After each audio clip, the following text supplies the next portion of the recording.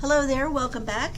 Today we are going to talk about the exciting world of Part 11, and yes, that was a little sarcasm in my voice.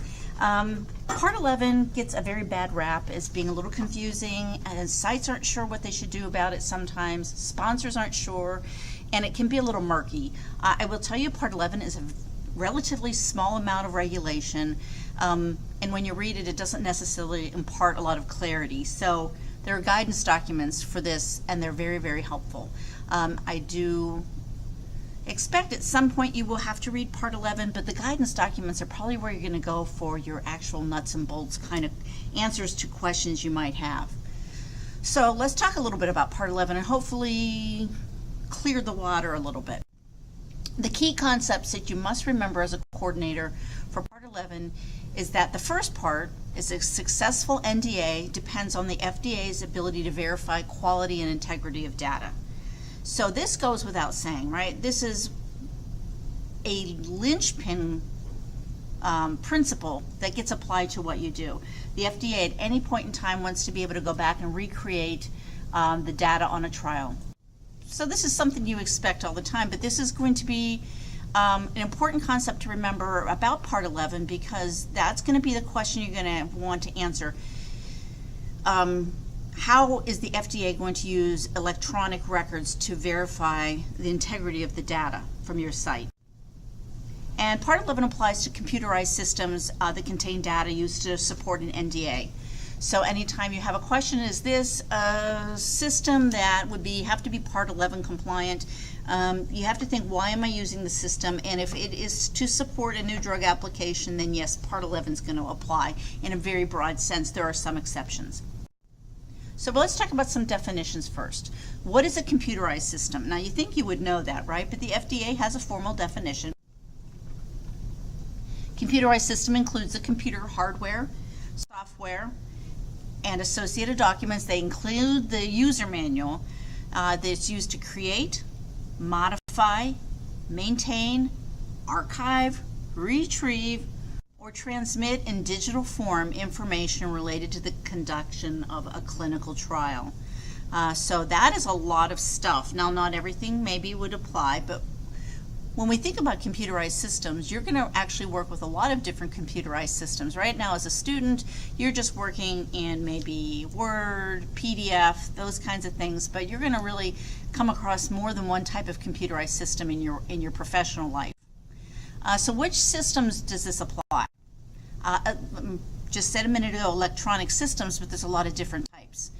The first one are commercial, off-the-shelf electronic systems, so word processing, Word, things like that, PDF, Excel spreadsheets, right? Those are commercial, they're off the shelf, you use them as they are sent to you. There are also customized electronic systems, and these could come from your workplace, these could come from the sponsor, your IRB could require that you use them. So anything like electronic case report forms, electronic IRB submissions, portals for submitting patient data, anything like that is considered a customized electronic system, and those are usually provided by the sponsor or your employer. Electronic services such as cloud computing, and so cloud computing is really big now, and so this is going to have a big impact on your role as a research coordinator. So cloud computing is sometimes a little murky and a little confusing for people. The National Institute of Standards and Technology has a definition for cloud computing that the FDA references in their guidance. And so it's a shared pool of configurable computing resources such as networks, servers, applications, and services that can be rapidly provisioned and released with minimal management effort or service provider interaction. So you are undoubtedly going to be involved with some cloud computing as it's going to become more and more popular as we move forward. Now, you're going to work with an IT department that's going to help you with this, but you do need to know, even though you won't be directly responsible for this as a coordinator, that the cloud computing does have some requirements that it has to qualify in order to be a good system to use with regards to, conducting clinical research at your site. So there has to be some validation services that go into it. It has to have archiving capabilities. There has to be encryption of the data while it's stored on the cloud, as well as when it's being transmitted. We're going to talk about electronic signature controls here. We're actually going to talk about the signature. There have to be controls within the cloud computing system for that. And this is going to get more and more popular with sponsors and with sites. So you do need to know that all your cloud computing is affected by Part 11. Mobile technology, any mobile apps. Now this gets to be important if your patients are submitting data to you or to the sponsor this way. So if they're using mobile apps, or if they're using something that's like biosensors like glucose monitors, pedometers, things like that, then there are also some Part 11 things that are going to be important here, especially with mobile apps and any type of biosensor that your participants are required to use. Your sponsor is going to have some steps in place to be able to assure that the data is actually coming from the participant directly. And there's usually going to be something like a biometric, like thumbprints and things like that. And any telecom system, so cell phones, email, any kind of video conferencing. I will tell you there's a little exception here to the telecom systems. If it's telemedicine in which video conferencing is used for the participant to interact with the physician, and it would replace a normal face-to-face interaction, that does not have to be Part 11 compliant. But I will tell you that your site and your sponsor will probably go on the conservative side and want it to be Part 11 compliant, even though the guidance says it doesn't have to be for telemedicine purposes. Another good definition from the FDA is a certified copy. It's a copy of the original information that has been verified as indicated by dated signature as an exact copy having all the same attributes and information as the original. And this was an important element for you to consider this week as you answered your discussion question, is what is a certified copy? And this is the actual definition from the FDA. You can have a copy of something, and it's not just running it through a copy machine. That's a side-by-side comparison, and it has a dated signature on it to verify that it is correct. Direct entry is another interesting thing for the FDA to talk about with regards to Part 11. Direct entry is recording data where an electronic record is the original means of capturing the data. So we tend to think of hard paper original source documents, and then that information is transcribed either onto a paper case report form or into an electronic case report form. But direct entry is actually where the data is submitted directly into the capturing system, and that then becomes the original source document. Examples are keying by an individual of original observations into a system, or more commonly, automatic recording by the system of the output of a balance that measures a subject's body weight. That's a good example. Another example would be automatic recording of an EKG system that interprets the patient's heart rhythm. So that is a direct entry situation. So what's an electronic record according to the FDA? We think it's anything that's electronic, it's in digital form. But they're very specific, and the FDA says an electronic record is any combination of text, graphics, data, audio, pictorial, or other information or representation in digital form that is created, modified, maintained, archived, retrieved, or distributed by a computer system. So this is going to be a lot of different things. So it's really very wide, because when you start thinking about audio and pictorial, anything that's in digital form that's created, maintained, so even if it's a hard copy and it's maintained in a digital form, it becomes an electronic record. Original data then is those values that represent the first recording of study data. Hybrid system, now this is important because this is very common. A clinical operations method in which both paper and electronic records are used simultaneously. So more and more practices, more and more hospitals are moving into an exclusive electronic record system But there are still plenty of hard copies as organizations and private practices transition into completely electronic.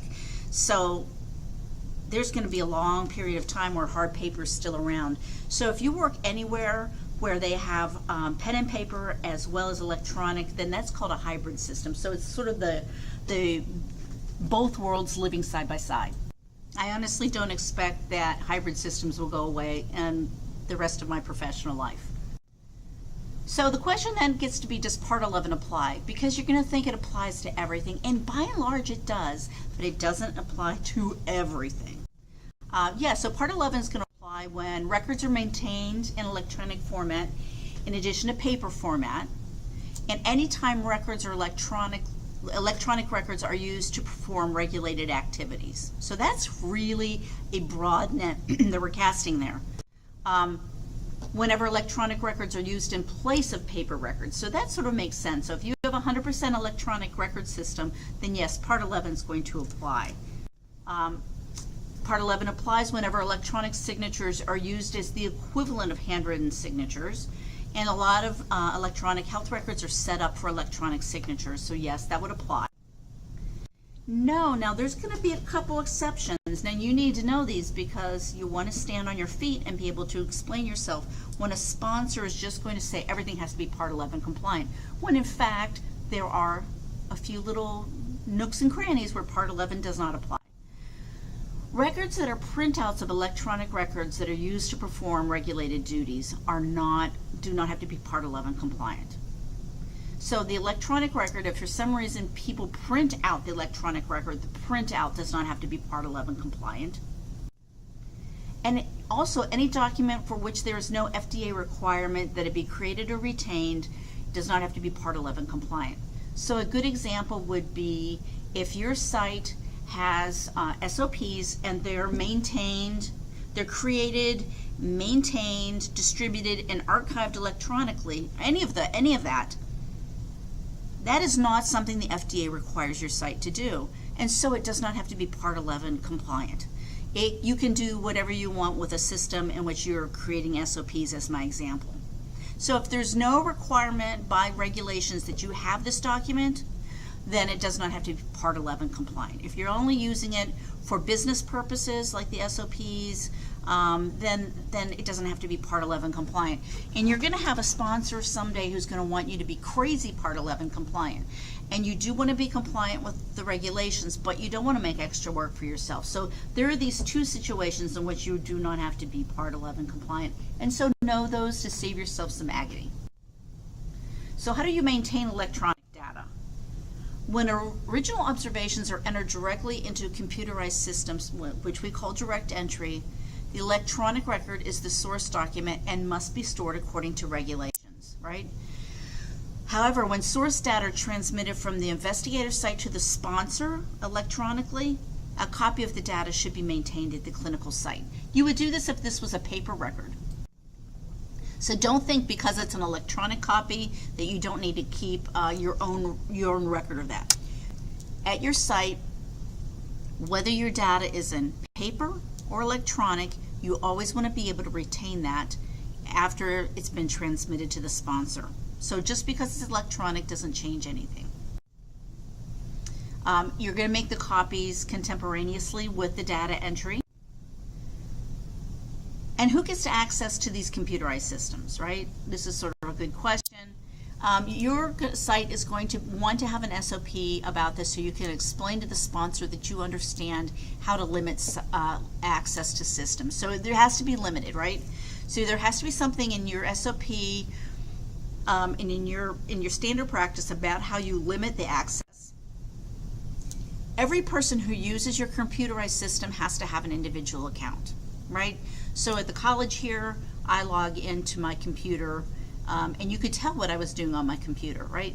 Anybody else that wants to use my computer is going to have to log in as themselves. Now that's going to mean that I'm going to lock my computer when I walk away from it.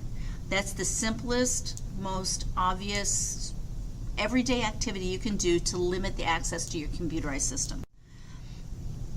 Your system should be designed to limit the number of login attempts. These are all things that you can say to your sponsor, look, this is how we do it, and they can feel very, very assured that your site takes this very seriously. So after you come back from vacation, this has happened to me, it might have happened to you. You had a wonderful vacation and your brain erased everything that it should know about work. And after 3 logins, I might get locked out, right? And so I might have to call the help desk to do that. And then that's a really good thing, and that creates a lot of security. The system should also record unauthorized access login attempts. All of these things you're going to be able to speak to your sponsor about. Now, as the research coordinator, you're not responsible for enacting these things, but these are questions that their sponsor should have for you at some point.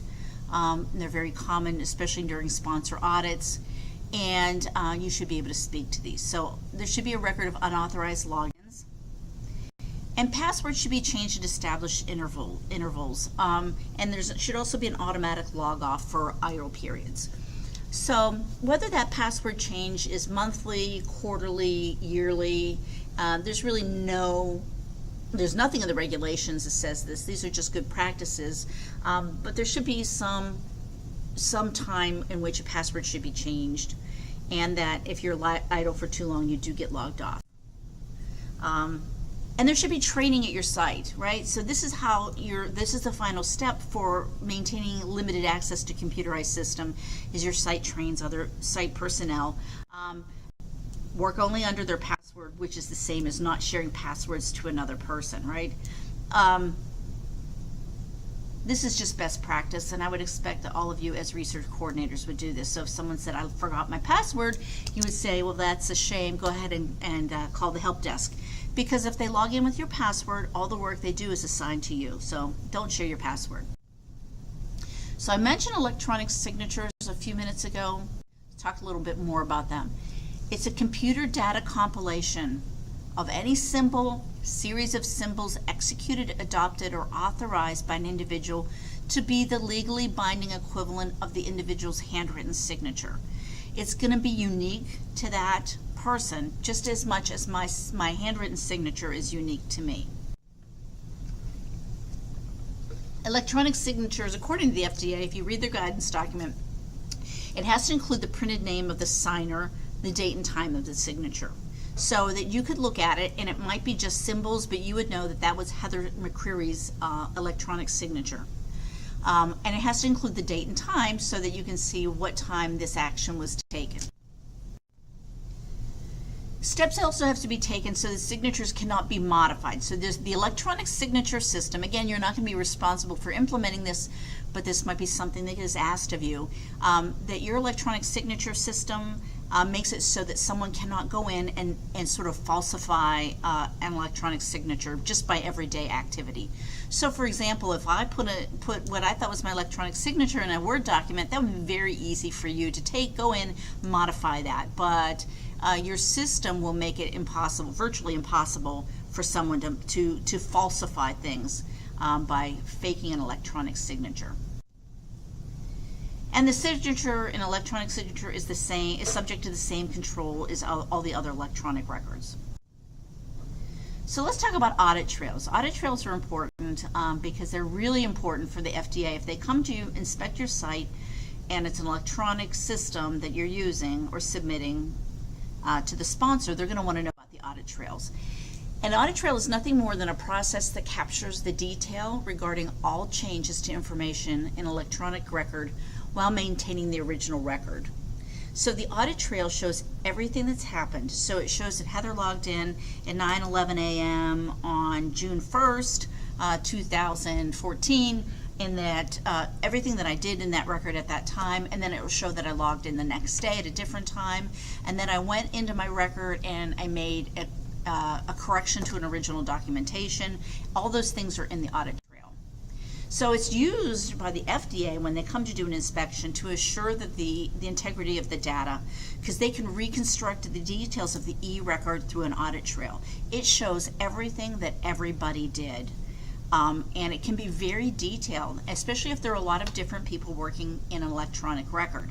So if you have 3 or 4 treatment room nurses and a clinical research coordinator and your principal investigator in there, you could have a lot of people working in one electronic record, and it shows everything that everybody did by real time. So the audit trails will describe when, by whom, and the reason changes were made to the electronic record, whether it was a change or an original entry. All of this will show up in the audit trail. So electronic records, the audit trail discussion about electronic records is really important to sponsors in the FDA, because the FDA always wants to know, can you recreate the study data to assure that it's correct, right? It's accurate and it has integrity. The way you do this is through an electronic audit trail. So some audit trail practices, the preferred method is computer generated and time stamped, and that's actually the only method I've ever heard of. So even though the FDA says it's the preferred method, I don't know of any other method. You're going to keep those audit trails as long as you keep those documents. The audit trails, not surprisingly, have to be made available if the FDA comes and inspects your site. And anybody who is allowed to go in and record anything in the electronic record should have no permissions to modify audit trails. Any management of the audit trail will reside with your IT folks. So you're really going to be careful to separate the people who can manage and can modify and can do things in the electronic record must be completely different than the people who can manage the audit trail, because that's just a really good best practice to be able to say the integrity of the data is maintained that way. So the date and time stamp becomes usually an interesting discussion with sponsors. They oftentimes want to know about how the date and time stamp is managed at your site. And your site's going to have some type of controls in place so that the date and time stamp are always correct. Again, this will not be yours to implement, but there might be questions about how is that maintained. Your IT department will be able to help with that. And again, the access to the date and time stamp should be limited to the authorized personnel, i.e. your IT department. And any changes that they do make to the date or time have to be documented. Now, most systems automatically change date with daylight savings time. You still might have an element of an electronic system that requires that this be changed. And when it does happen, that there is some type of documentation. So here's our question. Can case report forms from a clinical trial be scanned? Oh, excuse me, that is bad grammar. Can case report forms from a clinical trial be scanned and the electronic copy used, or is it advisable to only use the original paper case report forms? So if you have paper forms and then you want to scan them, can you use the scanned copies? Scanning is acceptable in this situation, so you can scan documents, but you have to have a couple criteria that you meet according to the FDA's guidance. The copy contains all of the original information found in the original records, so that it is basically the same thing as your paper copy, and that someone verifies and certifies that the records are accurate and complete copy of the original. So going back to that certified copy definition, you can scan paper copies even if it's case report forms, and you can verify them as being the original, as being a certified copy. Then you can go ahead and do that with case report forms. However, and then this is back to that question, the discussion question, if you wanted to store the paper source data, then the scanned copies would have to meet the definition of a certified copy. That's the only way you can destroy paper source data. So we have a couple references from the FDA this week. I love your questions. Please let me know if any of this wasn't clear. If you have additional questions, or if you've come up with some interesting kind of case scenarios online, I would love to hear about them. Otherwise, I will talk to you soon. Take care.